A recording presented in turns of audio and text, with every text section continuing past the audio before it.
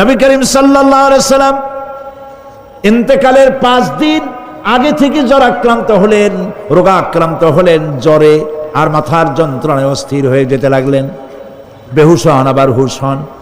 যেদিন তিনি ইন্তেকাল করবেন, মসজিদে নববী থেকে আজ আর কেউ বাড়ি যায় না, সবাই কান্দে। আজ রাত বোধহয় নবীজি কাটাবেন না। মেয়েরা কাঁদতেছে, সাহাবায়ে কেরাম কাঁদতেছে, আজওয়াজে মুতাহারাত তারা কাঁদতেছে।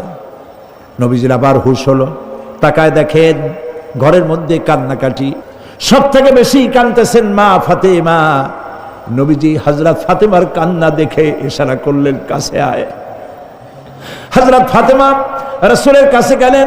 নবীজি কানে কানে কি যেন বললেন, কান্নাটা বন্ধ হয়ে গেল। হযরত আয়েশা জিজ্ঞেস করলেন, মা তোমার আব্বা তোমার কানে কি বললো আর কান্না বন্ধ হয়ে গেল? হযরত ফাতেমা বলে, আম্মাজি আমার আব্বা আমাকে বললেন, মা ফাতিমা তোমার কান্না আমার বরদাস্ত হয় না, কেঁদো না। আমি মৃত্যুর পরে সকলের আগে তোমার সাথে আমার দেখা হয়ে যাবে। হযরত ফাতেমা বলছেন, আম্মাজি আমি বুঝতে পেরেছি আমার আব্বার এই কথার অর্থ কি।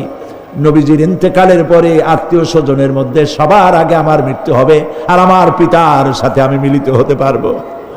রাত যখন শেষ হয়ে এলো, নবীজির হুঁশ হয়েছে। তাকায় দেখেন হযরত জিবরাইল দাঁড়ানো। হযরত জিবরাইল নবীজির চেহারা মোবারকের দিকে তাকায় বলেন, আসসালামু আলাইকা ইয়া রাসূলুল্লাহ। আল্লাহ আপনাকে সালাম বলেছেন, আর আল্লাহ পাক জানতে চেয়েছেন আপনার মুখে আপনি কেমন আছেন।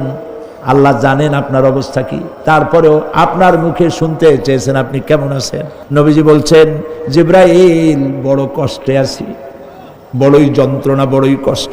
হযরত জিবরাইল বলছেন, ইয়া রাসূলুল্লাহ আজকে এক নতুন ফেরেশতা আমি সাথে করে নিয়ে এসেছি।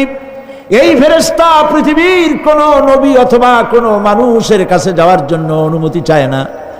আজ আপনার কাছে অনুমতি ভিক্ষা চায় কাছে আসার জন্য। ওই ফেরেশতার নাম হচ্ছে মালাকুল মউত। হযরত মালাকুল মউত বলেন, ইয়া রাসূলুল্লাহ এই পৃথিবীতে আদম আলাইহিস সালাম থেকে নিয়ে পর্যন্ত কোন মানুষের জান কবজের জন্য আমার অনুমতি চাওয়া লাগে নাই, আর কোনোদিন লাগবে না। আজ আমি আসার সময় আল্লাহ বলেছেন আপনার জান কবজের জন্য আমি যেন আপনার কাছে অনুমতি ভিক্ষা চাই। নবীজি বলছেন, আমি যদি অনুমতি না দেই তো কি হবে? হযরত মালাকুল মউত বলছেন, ইয়া রাসূলুল্লাহ অনুমতি যদি না দেন আমি ফেরত চলে যাব, আমাকে সেভাবেই বলা হয়েছে। হযরত জিবরাইল বলেন, ইয়া রাসূলুল্লাহ আল্লাহ রাব্বুল আলামিন আপনার দিদারের ইন্তজার করতেছে। নবীজি বলছেন, মালাকুল মউত তুমি জান কবজের কাজ শুরু করো। মালাকুল মউত যখন কাছে এসেছে, রাসূল জিজ্ঞেস করলেন, আয়েশা ঘরে যে কয়েক টুকরা স্বর্ণ ছিল সেগুলোর কি অবস্থা? ছোট ছোট 6 টুকরা স্বর্ণ ছিল। হযরত আয়েশা বলছেন, হুজুর আমি এগুলো রেখে দিছি। হুজুর বলছেন, না রাখতে পারবে না, আমার ইন্তেকালের আগে খয়রাত করে দাও। মুহাম্মদ সাল্লাল্লাহু আলাইহি ওয়াসাল্লাম আল্লাহর কাছে অবস্থায় উঠবে না যে তার ঘরের ভিতরে সোনা ছিল। হযরত মালাকুল মউত রাসূলের জান কবজ শুরু করে দিলেন। রাসূলুল্লাহ জীবনের শেষ কথা বললেন, আসসালাত আসসালাত ওয়া মা মালাকাত আইমানুকুম। আমার উম্মতেরা বিদায় লগ্নে বলে গেলাম, নামাজ নামাজ নামাজ ছেড়ে দিও না।